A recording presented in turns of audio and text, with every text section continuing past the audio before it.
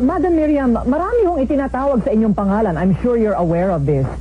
Sa text, sa internet, sa email, Loka-Loka, Rambo, marami ho, ano? Paano ho ninyo nahaharap ang lahat ng ganitong klaseng pagbabato sa inyong reputasyon at sa inyong pagkatao? Ay di ibig lang sabihin na nangangamba sila talaga sa akin dahil maski ganyang kandidata ako, kung wala akong kwentang tao, maski anong gagawin ko, maski anong sasabihin ko, ibaliwala nila ako, hindi nila ako papansinin. Pero nakita mo na para makakuha lang ng publicity, meron dyan na gustong-gusto na kalabanin ako pilit maski hindi ko sila pinapansin, at meron dyan na talagang dedikado sila sa paninira lamang sa akin. Parang ang kanilang behavior ay sa psychiatry nagiging obsessive-compulsive na.